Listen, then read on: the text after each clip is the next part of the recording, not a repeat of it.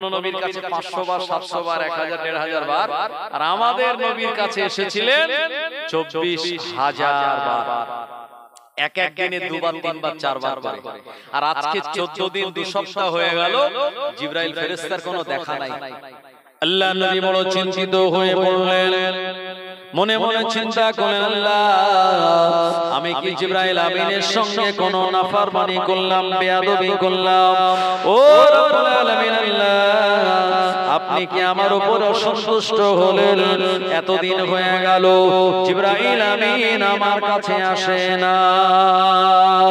2 সপ্তাহ 15 দিন যখন হয়ে গেল, আসরের নামাজের পর মদিনার মসজিদে নববী শরীফে আল্লাহর নবীর দরবারে ফেরেশতা জিবরাইল আলাইহিস সালাম চলে আসলেন। আসসালাতু ওয়াসসালামু আলাইকা ইয়া রাসূলুল্লাহ, আসসালাতু ওয়াসসালামু আলাইকা ইয়া হাবিবাল্লাহ।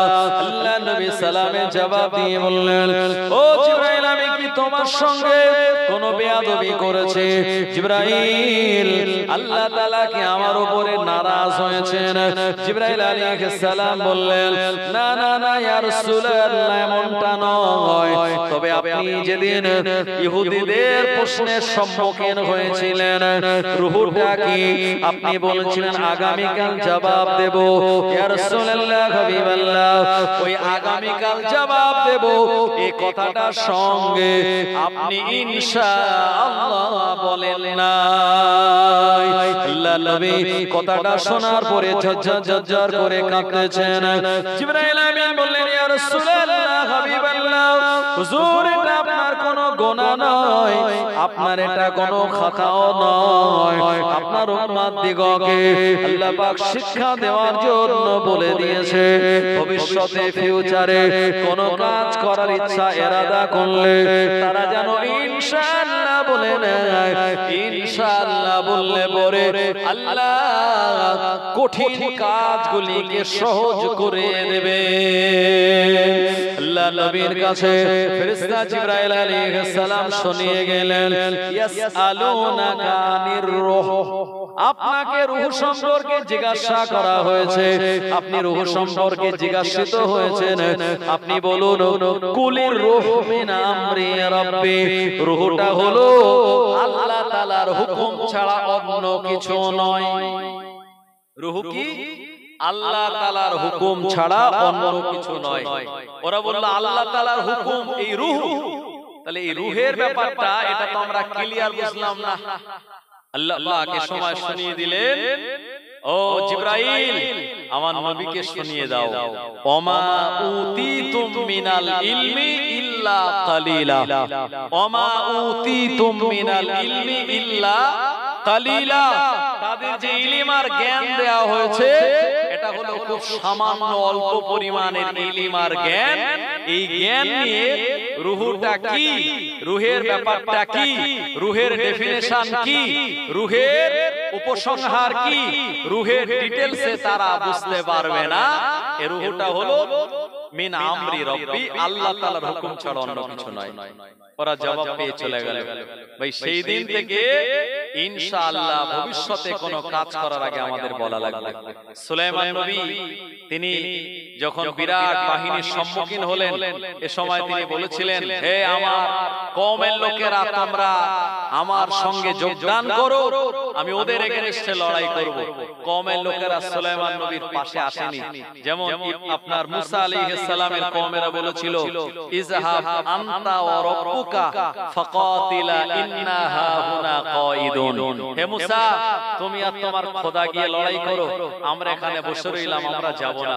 ভাই ঠিক তদ্রূপ সুলাইমান নবীর কওমের লোকেরা যখন বলেছিল, সুলাইমান নবী বললেন, আমি আমার 100 স্ত্রীর কাছে যাব এবং তাদের সঙ্গে আমি ফিজিক্যাল রিলেশন করব। আল্লাহ পাক 100 পুত্র সন্তান দেবে, আর 100 পুত্র সন্তানকে বড় হয়ে তাদেরকে বীর মুজাহিদ বানাবো। কিন্তু দেখা গেল 100 জন বিবির কাছে তিনি গেলেন, ফিজিক্যাল রিলেশন হলো, কিন্তু পরিশেষে দেখা গেল মাত্র একজন বিবির সন্তান হলো, তাও ছেলেটা কিন্তু হ্যান্ডিক্যাপ। সুলাইমান নবী আল্লাহকে বললেন, ও রব্বুল আলামিন, আল্লাহ আমি আপনার নবী হওয়ার পরেও আমার এই ইচ্ছাটা, আমার এই দোয়াটা কবুল হলো না কেন? এ সময় আমার আল্লাহ রাব্বুল আলামিন ফেরেশতা দিয়ে জানিয়ে বলেছিলেন, ও ফেরেশতা, আমার নবী সুলাইমানকে বলে দাও, এত বড় নিয়াত করার পরে জবানে সে ইনশাআল্লাহ বলে না। যদি ইনশাআল্লাহ বলতো 100টাই ছেলে হতো, ইনশাআল্লাহ বলে নাই, তাই হয়। সুতরাং ইনশাআল্লাহ দাম কত বুঝতে পাচ্ছেন ভাই? আখিরি জামানায় এই যে ইসরায়েলের ইহুদিরা ফিলিস্তিনের মুসলমানদের মারছে, আল্লাহর নবী হাদিসে বলেছে অদূর ভবিষ্যতে মুসলমানদের সঙ্গে ইসরায়েলের ইহুদিদের যে লড়াই হবে, এই লড়াইয়ে ইহুদিরা কিন্তু তারা হেরে যাবে, তারা জিতবে না, তারা বিলকুল হেরে যাবে। এবং এত বেশি পরিমাণে তারা লাঞ্ছিত হেরে যাবে, তারা গাছ আর পাথরের আড়ালে লুকিয়ে বলবে যে এই মুসলমানদের সঙ্গে আমরা পারলাম না, গাছ আর পাথরের আড়ালে তারা লুকিয়ে পড়বে। আল্লাহর নবী বললেন, আখিরি জামানায় হাজারোন আর হাজারোন গাছ আর পাথর আল্লাহ জবান খুলে দেবে। গাছ আর পাথরগুলি বলবে, হে আল্লাহর বান্দা, আমার পিছনে ইহুদি লুকিয়ে রয়েছে, ওকে ধরো আর মারো। আল্লাহর নবী বললেন, ইল্লা গারকাত, গারকাত নামক একটা গাছ রয়েছে, ওই গাছটা বলবে না, ওটা হলো ইহুদিদের গাছ। আপনি নিউজে খবর নিয়ে দেখুন, ইসরায়েলের ইহুদিরা এই গারকাত নামক গাছটা গোটা ইসরায়েলের রাজধানী তেল আবিবে, এই তেল আবিব ব্যাপী তারা সুন্দর করে রোপণ করে দিয়েছে। তারা জানে অদূর ভবিষ্যতে আখিরি জামানায় আমাদের এই গারকাত নামক গাছের পিছনে লুকাতে হবে, একমাত্র ওই গাছগুলি ইহুদিদেরকে শেল্টার দেবে। ও মুসলমান আমার জনেরা, যুবকেরা, ইহুদিরা বাইতুল মুকাদ্দাসটাকে তারা দখলে পেতে চায়, এটা কোনদিন সম্ভব নয়। বাইতুল মুকাদ্দাস সুলাইমান নবী জিনেদের দ্বারা বানিয়েছিলেন, এটা দুনিয়ার সাধারণ কোনো পাথর নয়।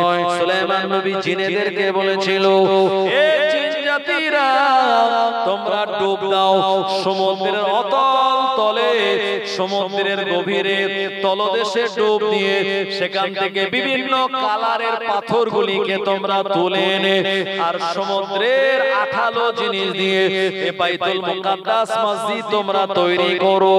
ও জনেরা, যুবকেরা, এজন্য বাইতুল মুকাদ্দাসে কোনো সিমেন্ট বালি রড নাই। বাইতুল মুকাদ্দাস নামক এই মসজিদে আকসায় সাধারণ কোনো পাথর নয়, সমুদ্রের তলদেশ থেকে পাথর দিয়ে বানানো।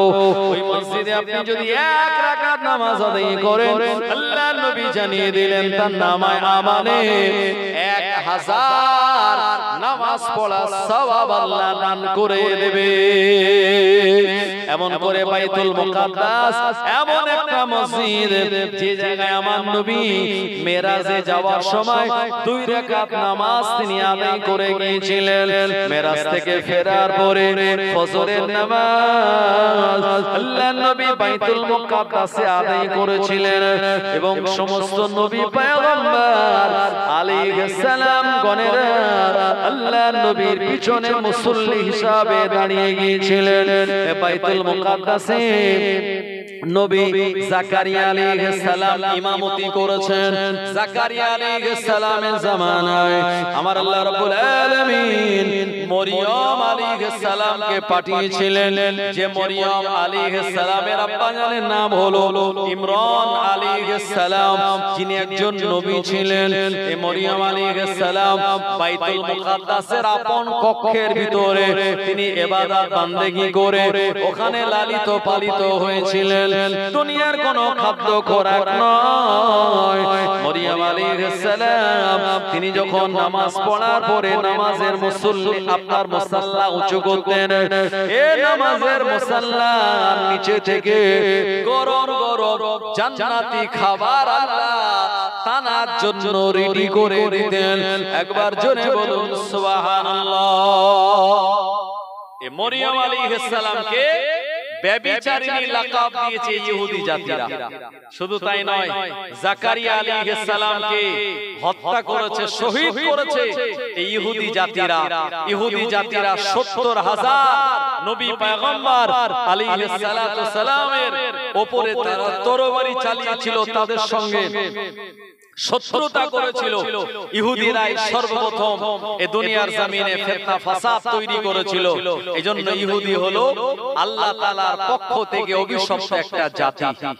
জওয়ানেরা, যুবকেরা, মুরব্বিয়ান, বাবাজি গণেরা, এই ইহুদি জাতিরা যাদের ব্যাপারে কোরআনুল মাজিদের ব্যাখ্যায় বলা রয়েছে, নবী জাকারিয়া আলাইহিস সালাতু সালাম তিনি যখন বৃদ্ধ বয়স, আর এদিকে মরিয়ম আলাইহিস সালাতু সালামকে আল্লাহ পাক চাইলেন তানার গর্ভে সন্তান দিতে। মরিয়ম আলাইহিস সালাতু সালাম চলে গেলেন ওই বাইতুল মুকাদ্দাসের পার্শ্ববর্তী একটা নদীতে গোসল করতে। উনি যখন গোসল করে তিনি যখন উঠেছেন, এরপরে জামা কাপড় পরে নিয়েছেন, দেখলেন সুন্দর সুপুরুষ একজন মানুষ মরিয়ম আলাইহিস সালামের পাশে দাঁড়িয়ে।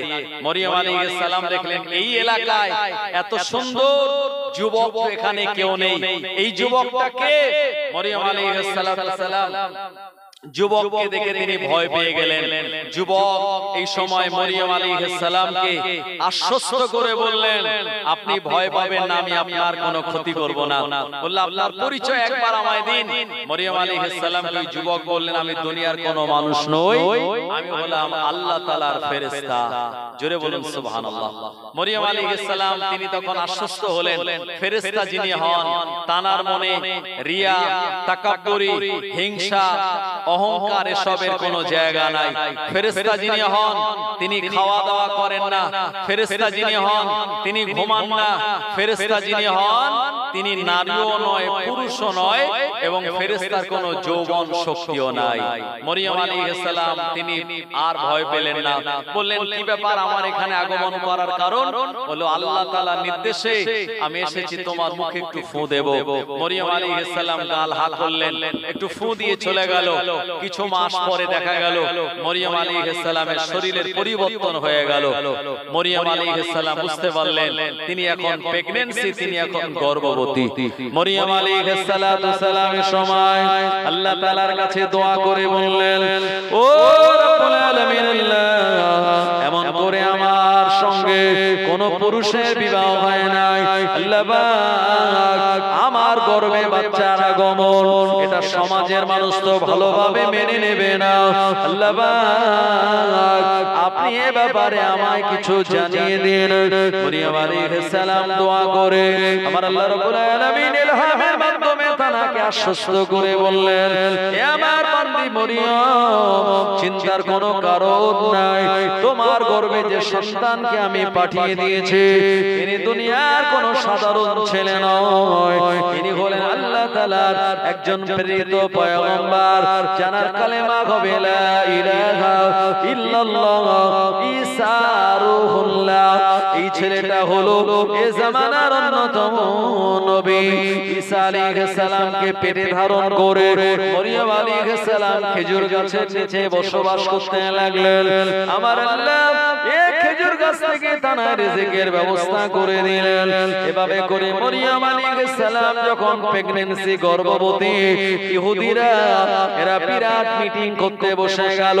ইহুদিরা বলা বলি করলো, মরিয়মের সঙ্গে কোন পুরুষ মনে হয় জিনা করেছে। মরিয়ম তো কুমারী, এখনো তার বিয়ে হয় নাই। মরিয়ম আলাইহিস সালামের উপরে নানান রকম ব্যভিচারিণীর অপবাদ দেওয়া থেকে শুরু করে আল্লাহর নবী জাকারিয়া আলাইহিস সালামের উপরে তারা দোষ চাপিয়ে দিল। আল্লাহর নবী জাকারিয়া আলাইহিস সালাম বললেন, এই ইহুদি জাতিরা, না না না, একদিকে আমি নবী, অপরদিকে বাইতুল মুকাদ্দাসের ইমাম আমি, তৃতীয় নম্বরে আমি হলাম মরিয়ম আলাইহিস সালামের আপন খালুজি, চতুর্থ নম্বরে আমি বুড়া হয়ে গিয়েছি, আমাকে তোমরা এমন অপবাদ দিও না। ইহুদি নির্লজ্জ জাতি, এরা জাকারিয়া নবীকে ছেড়ে দেয় না, জাকারিয়া নবীকে মারার জন্য এরা পরিকল্পনা ষড়যন্ত্র করলো জাকারিয়া নবীকে তাড়া দিয়েছিল বাবা জাকারিয়া আলাইহিস সালাম এদের আক্রমণ থেকে বাঁচার জন্য প্রাণপণে দৌড়াতে লাগলেন দৌড়াতে দৌড়াতে দৌড়াতে দৌড়াতে বিরাট কোন একটা গাছ দেখতে পেয়ে ওই গাছের কাছে তিনি সাহায্য চেয়ে বললেন এ গাছ তুমি আমার জন্য একটুখানি জায়গা দিয়ে দাও বলার সঙ্গে সঙ্গে গাছ দুই ভাগে বিভক্ত হয়ে গেল জাকারিয়া আলাইহিস সালাম ওই গাছের ভিতরে তিনি প্রবেশ করলেন গাছ আবার আগের মতো হয়ে গেল ইবলিস শয়তানও তাদের পিছনে পিছনে যাচ্ছিল জাকারিয়া নবীকে গাছের ভিতরে ঢুকতে দেখে শয়তান পিছন দিক দিয়ে জামাটা টেনে ধরলো ইহুদিরা যখন আর খুঁজে খুঁজে পায় না এরা বলল জাকারিয়া কোন জায়গায় গেল শয়তান মানুষের আকৃতি ধারণ করে বলল জাকারিয়া গাছের ভিতরে এরা বলল না না না কোন মানুষ কি গাছের ভিতরে যেতে পারে বলল গাছের ভিতরে গিয়েছে প্রমাণ হলো তার গায়ের জামা যেটা বেরিয়ে রয়েছে এটা দেখার পরে এরা একেবারে শিওর হলো জাকারিয়া নবী গাছের ভিতরে জাকারিয়া নবীকে হত্যা করার জন্য এরা গাছের ডালপালাগুলি কেটে দিয়ে আর গাছের মাঝ বরাবর করাত চালানো শুরু করলো করাত যখন জাকারিয়া নবীর মাথার গোড়ায় জাকারিয়া নবী বলেন আল্লাহ আপনি আমায় হেফাজত করুন এদের কবল থেকে আপনি আমায় বাঁচান আল্লাহ পাক হুঁশিয়ারি দিয়ে বলেন ও জাকারিয়া তুমি আমার নবী অবশ্যই কিন্তু বিপদে পড়ে গাছের কাছে কেন সাহায্য চাইলে এটা তোমার জন্য অবশ্যই ঠিক নয় সুতরাং গাছের কাছে সাহায্য চেয়েছো গাছ তোমায় শেল্টার দিয়েছে আর আমার কাছে সাহায্য চাইলে আমি আল্লাহ তোমায় আসমানে তুলে নিতাম ও জাকারিয়া এই ভুলের কারণে তোমায় সাজা নিতে হবে সিদ্ধান্ত নাও সাজাটা দুনিয়ায় নেবে না আখিরাতে নেবে যদি বলো আখিরাতে নেব তাহলে ওদের করাতের আঘাত থেকে তোমায় বাঁচিয়ে দেব আর যদি বলো না দুনিয়ায় নেব তাহলে তোমায় সবর করা লাগবে তোমার মাথার উপর দিয়ে তরবারি বা করাত চলবে গাছের সঙ্গে সঙ্গে এরা করাত চালাতে চালাতে নবী জাকারিয়া আলাইহিস সালামের গোটা বডিটা তারা দ্বিখণ্ডিত করে হত্যা করেছিল শহীদ করে দিয়েছিল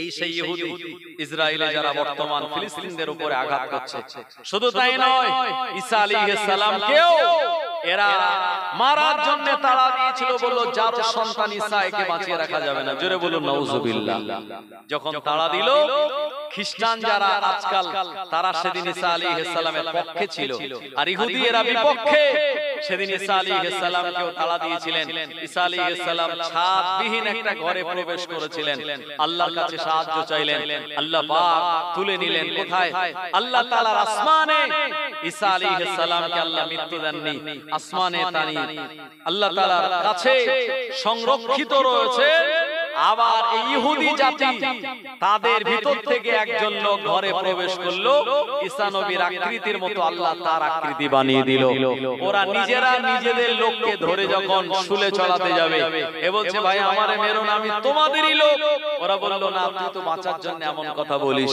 ওরা নিজেদের লোককে নিজেরাই সেদিন হত্যা করে শুলে চড়িয়েছিল মুসলমান ভাইরা আমার সেই ঈসা রূহুল্লাহকে আল্লাহ পাক আবার এই পৃথিবীর জমিনে পাঠাবেন ইমাম মাহদী আলাইহিস সালাম চলে আসার পরে আর ইহুদি জাতিদেরকে আল্লাহ পাক ঈসা আলাইহিস সালাম এবং ইমাম মাহদীর রাজত্বকালে ইহুদিদেরকে একদম খতম করে শেষ করে দেবে দুনিয়ার জমিনে ইহুদি সেদিন পরাস্ত হবে আর পরাজয় লাভ করবে একবার জোরে বলুন সুবহানাল্লাহ একটু দরুদ শরীফ আল্লাহুম্মা সাল্লি আলা সাইয়্যিদিনা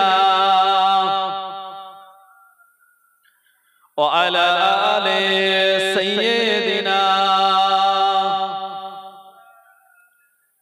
তাকবীর দান নারে তাকবীর নারে তাকবীর জনাব আলহাজ হযরত মাওলানা শাহানুর আলম সাহেব জোরে বলেন হযরত মাওলানা আলহাজ শাহানুর আলম সাহেব নারে তাকবীর ইসালে সওয়াব হিজবুল্লাহ আহলে সুন্নাত ওয়াল জামাত সিলসিলায়ে হক মুজাদ্দিদে জামান মুজাদ্দিদে জামানের সিলসিলা নারে তাকবীর দুরূদ শরীফ আল্লাহুম্মা সাল্লি আলা সাইয়্যিদিনা মাওলানা মুহাম্মদ ওয়া আলা আলিহি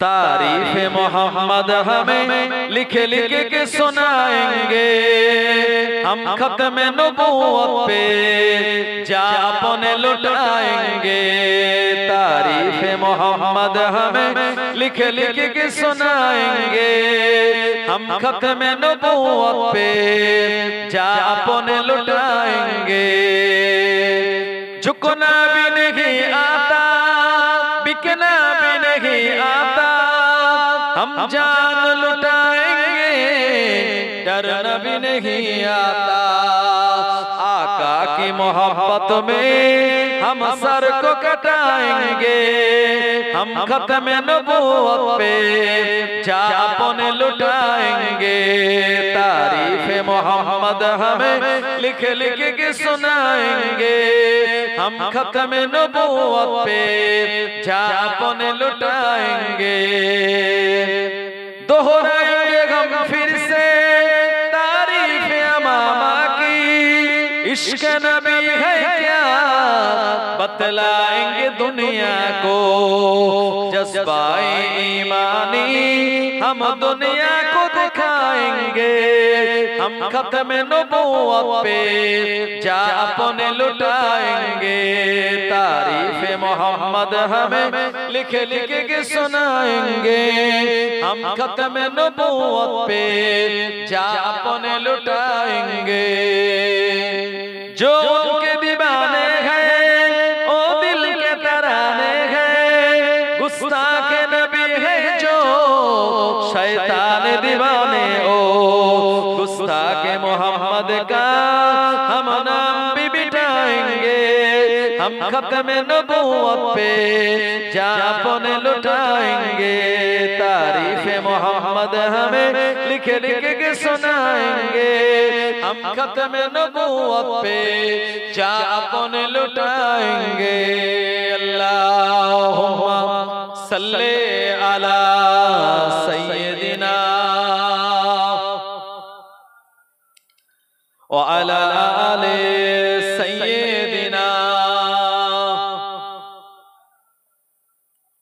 বিশ্বনবী শুনিয়েছেন বাদিরু বিল আমাল ফিতানান কা কাতিল লাইলি মুসলিমান ইসবিহুর রাজুলু মুমিনান ওয়া ইউমশি কাফিরান ওয়া ইউমশি মুমিনান ওয়া ইসবিহু কাফিরান ইয়াবিউদ্দিনাহু বিআরাজিম মিনাদ দুনিয়া হাদিসটা আপনি মিশকাত শরীফে কিতাবুল ফিতিন নামক অধ্যায়ের ভিতরে পেয়ে যাবেন বিশ্বনবী বললেন বাদিরু বিল আমাল তোমরা নেক আমালের দিকে দ্রুত অগ্রসর হও ফিতানান কা কাতিল লাইলি মুসলিমান তোমাদের সম্মুখে ঘুটঘুটে অন্ধকার সদৃশ্য এক ফিতনার জামানা চলে আসবে এই জামানায় সকালবেলা মানুষেরা মুমিন হবে সন্ধ্যাবেলা কাফের হবে সন্ধ্যাবেলা মুমিন হবে সকালবেলা কাফের হবে ইয়াবিউদ্দিনাহু বিআরাজিম মিনাদ দুনিয়া অল্প কিছু পার্থিব সম্পদের বিনিময়ে তারা তাদের দ্বীন ইসলামকে বিক্রি করে দেবে এই জামানা আসার আগে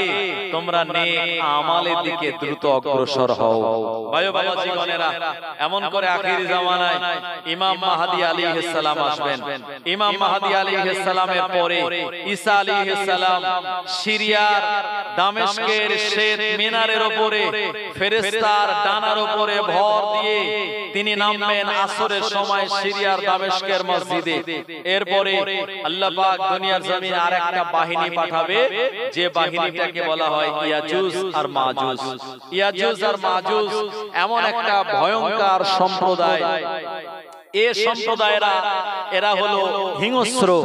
বাদশা জুলকারনাইন এদেরকে বিরাট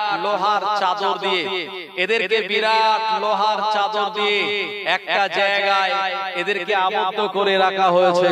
মুসলমান ভাইরা আমার, কিয়ামতের আগে এই ইয়াজুজ আর মাজুজ সম্প্রদায় এরা বার হয়ে সমুদ্রের পানি, নদীর পানি খেয়ে শেষ করে ফেলবে। মানুষদেরকে যেখানে পাবে সেখানে হত্যা করবে। এরা হিংস্র এক বর্বর জাতি, যেখানে তাদেরকে আটকে রাখা আছে। এরা সকাল থেকে সন্ধ্যা পর্যন্ত এরা প্রতিদিন জীব দিয়ে চাটতে থাকে। ইয়াজুজ আর মাজুজের জীব হলো খুব ধারালো। গরুর জীব ধার আছে না নাই? গরুর জীবে কাঁটা আছে। বাঘের জীব আরো কাঁটা। হরিণকে ধরে বাঘ যখন ৩-৪ বার চেটে দেয়, তো বাঘের জীবের কাঁটার সঙ্গে হরিণের গায়ে চামড়া জড়িয়ে ছিঁড়ে চলে আসে। তো ইয়াজুজ আর মাজুজ এও হলো হিংস্র জাতি, যাদের জিহ্বা হলো কাঁটাযুক্ত, ধারালো। এরা প্রতিদিন লোহার চাদরটা চাটতে থাকে। চাটতে সকাল থেকে সন্ধ্যা পর্যন্ত এরা চেটে চেটে যখন ক্লান্ত হয়ে যায়, লোহার মোটা চাদর তখনও পাতলা হয়ে যায়। এরা ক্লান্ত হয়ে বলে, আগামীকাল আসবো, আবার চাটতে লোহার চাদরটা ভেঙে ফেলবো। কিন্তু ওরা ইনশাআল্লাহ বলে না। আর যেই ওরা কাজ বন্ধ করে দেয়, চাটা বন্ধ করে দেয়, আল্লাহ পাক তখন আবার লোহার চাদরটাকে আগের মতো মোটা করে দেয়। বিশ্বনবী বললেন, অদূর ভবিষ্যতে কিয়ামতের আগে এরা সকাল থেকে বিকাল পর্যন্ত এই লোহার চাদরটা চাটতে যখন পাতলা হয়ে যাবে, এরা জবানে বলবে, আগামীকাল ইনশাআল্লাহ আমরা আসবো এবং লোহার চাদরটা ভেঙে বেরিয়ে যাব। ও জওয়ানেরা, যুবকেরা, ইনশাআল্লাহ যখন তাদের জবান থেকে বেরিয়ে যাবে, ওই লোহার চাদরটাকে আল্লাহ আগের মতো মোটা করে দেবেন না, ওই রকম পাতলা থাকবে। পরের দিন সকাল থেকে চাটতে খানিকটা চাটার পরে আর এই লোহার চাদরটাকে তারা ভেঙে ফেলে গোটা দুনিয়ার জমিনে ছড়িয়ে পড়বে। ও নবীর উম্মত উম্মতানিরা, ঈসা রূহুল্লাহ আলাইহিস সালাতু সালাম সময় মানুষদেরকে নিয়ে তুর পাহাড়ে তিনি আশ্রয় নেবেন, তুর পর্বতে চলে যাবেন। কারণ দুনিয়া জমিনে ঈমানদার যারা থাকবে ঈসা আলাইহিস সালামের সঙ্গে থাকবে, আর যারা বেঈমান ঈমান হারা এরা দুনিয়ার জমিনে থেকে ইয়াজুজ আর মাজুজের সামনে পড়ে এরা প্রাণ হারাবে। ও মুসলমান আমার, জওয়ানেরা, যুবকেরা, তুর পর্বতে ঈসা আলাইহিস সালাম অবস্থান করবেন। গোটা দুনিয়ার জমিনে ইয়াজুজ আর মাজুজেরা বিচরণ করবে। দুনিয়ায় ফিতনা ফাসাদ, ঝগড়া, মারপিট, দাঙ্গা হাঙ্গা লাগাবে।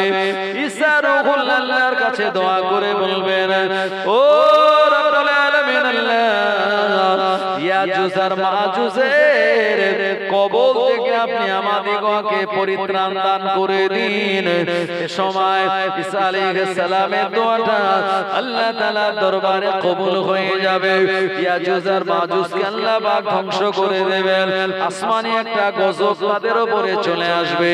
করোনা ভাইরাস যেমন করে আপনার আমেরিকা, রাশিয়া, চীন, জাপান এত উন্নতশীল দেশ হওয়ার পরেও এরা করোনা থাবা থেকে যেমন বাঁচতে পারে না, এরকম ভাইরাস জনিত একটা রোগ নিয়ে ইয়াজুজ আর মাজুজ সম্প্রদায়কে আল্লাহ পাক ধ্বংস করে দেবে। কিন্তু গোটা দুনিয়া ইয়াজুজ আর মাজুজের এই পচা গলা দেহের দুর্গন্ধে বসবাসের অযোগ্য হয়ে পড়বে। এ সময় ঈসা আলাইহিস সালাম আল্লাহ তাআলার কাছে আবারো দোয়া করবেন, আল্লাহ পাক বিরাট লম্বা ঘাড় বিশিষ্ট, লম্বা লম্বা ঠোঁট বিশিষ্ট একটা পাখি পাঠিয়ে দেবেন দুনিয়ার জমিনে। এই বিরাট বড় বড় পাখিগুলি তারা তাদের ঠোঁট দিয়ে ইয়াজুজ আর মাজুজের এই বডিগুলি আল্লাহ তাআলার বলে দেওয়া নির্ধারিত জায়গাতে ফেলে দিয়ে আসবে। কিন্তু তারপরেও এই দুনিয়াটা সব গন্ধ দুর্গন্ধ থাকবে। আল্লাহ পাক আসমান থেকে পানি নাজিল করবেন, এত বিরাট আসমান থেকে রহমতের পানি হবে বাবা। এই পানিতে আল্লাহ গোটা দুনিয়ার জমিনটা পরিষ্কার করে একেবারে সাফ করে দেবেন। এই পানি হওয়ার কারণে গোটা দুনিয়া যেমন পরিষ্কার হয়ে যাবে, ও জামানায় একমাত্র ঈমানদার ছাড়া আর কেউ থাকবে না। আল্লাহ পাক জমিনকে বলবেন, জমিন তোমার ভিতরে নিয়ামতগুলি দিয়ে দাও। এই সময় জমিন আল্লাহ তাআলার হুকুম পাওয়ার পরে নিয়ামত দিয়ে দেবে। বিশ্বনবী বললেন, ওই সময় ডালিম গাছে একটা ডালিম হবে, 7টা পরিবারের লোক একটা ডালিম ফলকে তারা তৃপ্তি পেয়ে যাবে। কজন? 7 জন পরিবারের লোক একটা ডালিম খেয়ে তৃপ্তি পেয়ে যাবে, এবং ডালিমটা আকারে এত বড় হবে, সেই ডালিমের একটা খোলার নিচে কয়েকজন মানুষ আরাম করে ঘুমাতে পারবে, ছাতার মতো ব্যবহার করে। একটা ডালিমের আকার আল্লাহ এত বড় করবেন। এভাবে করে আল্লাহ এই নিয়ামতগুলি দুনিয়ার জমিনে পরিপূর্ণ করে দেবেন। একটা সময় ঈসা রূহুল্লাহ তিনি দুনিয়ার জমিন থেকে বিদায় নেবেন, আর আল্লাহর নবীর মাজারের পাশে একটা জায়গা আজও খালি রাখা আছে। ঈসা আলাইহিস সালামের দুনিয়ার অন্য কোন জায়গায় মাজার হবে না, ঈসা আলাইহিস সালামের মাজার হবে মদিনাতুল মুনাওয়ারায় মসজিদে নববীর ভিতরে আল্লাহর নবীর পাশে যে জায়গাটা আছে নির্ধারিত জায়গা, সেখানেই তার মাজার হয়ে যাবে। মুসলমান ভাইরা আমার, ঈসা আলাইহিস সালাম বিদায় নেওয়ার পরে আবার ঈমানদারদের যত সন্তানাদি হবে তাদের ভিতর থেকেও আস্তে আস্তে দ্বীনের ব্যাপারে কমজোরি দেখা দেবে, তারাও অন্যায় অপকর্মের ভিতরে আবার লিপ্ত হয়ে পড়বে, আবার জুলুম অত্যাচার শুরু হয়ে যাবে। ঈমানদার বান্দারা আল্লাহ তাআলার কাছে দোয়া চাইবে, আল্লাহ পাক এমন করে পশ্চিম দিক থেকে একটা হাওয়া দেবেন, আর ওই হাওয়া তাদের ঈমানদারদের বগলে লেগে বগলের তলায় একটা ফোড়া হবে, আর ওই ফোড়ার হালকা যন্ত্রণার ওসিলায় ঈমানদার মুমিন বান্দা বান্দি তারা ইন্তেকাল করবে। এই দুনিয়ায় তখন বিরাজ করবে কারা? ঈমানদার ছাড়া বেঈমান, বেদিন, কাফের, নালায়েক সম্প্রদায়ের লোকেরা। আল্লাহ পাক এই রকম এক জাতির উপরে কিয়ামত নাজিল করে দেবে। কি বুঝলেন? কিয়ামত কোনো ভালো মানুষের উপরে হবে না। আল্লাহ বলা একজনও যদি দুনিয়ায় থাকে, আল্লাহ তার ওসিলায় দুনিয়া থেকে টিকিয়ে রাখবেন। জোরে বলবেন না সুবহানাল্লাহ? তাহলে সুবহানাল্লাহ বলার দাম কত বুঝতেই পাচ্ছেন। আল্লাহ বলা একজনও যদি থাকে দুনিয়ায়, আল্লাহ তার ওসিলায় দুনিয়াটাকে টিকিয়ে রাখবেন। যখন আল্লাহ বলার আর কেউ থাকবে না, শয়তানি বাদরামিতে ভরে যাবে, সেদিন আল্লাহ কিয়ামত নাজিল করবে। তাই বাবু, দুনিয়া দেখতে দেখতে আমাদের কাছ থেকে সময় পার করে নিয়ে চলে যাচ্ছে। হয়ে গেল 60 বছর, হয়ে গেল 65, হয়ে গেল 70, হয়ে গেল 75, হয়ে গেল 50, 55, না জানি আল্লাহর ডাক কবে আসে। যে মসজিদে আযান হয় সেই মসজিদে একদিন এলান করা হবে আমাদের মরণের সংবাদ। কথা ঠিক কিনা ভাই? একদিন তোমারই নাম মসজিদে হবে এলান, একদিন তোমারই নাম মসজিদে হবে এলান। তৈরি থেকো, তৈরি রেখো কবরের মাল সামান, একদিন তোমারই নাম মসজিদে হবে এলান। বন্ধু স্বজন আত্মীয় পরিজন, বন্ধু স্বজন আত্মীয় পরিজন পরিয়ে তোমায় নতুন কাফন রেখে আসবে ওই কবরেতে, থাকবে না কেউ আপন। একদিন তোমারই নাম মসজিদে হবে এলান। হবে কি হবে না বাবু? ये तो दुनिया है, यहाँ नेक काम करोगे तो सवाब पाओगे और गुनाह करोगे तो अज़ाब पाओगे। ये तो दुनिया है, यहाँ नेक काम करोगे तो सवाब पाओगे और गुनाह करोगे तो अज़ाब पाओगे। दुनिया में इंसान क्या खोया और क्या पाया। फिल्म आया, इल्म गया, क्रिकेट आया, काम गया, मोबाइल आया, मुलाकात गया, रिवायत आया,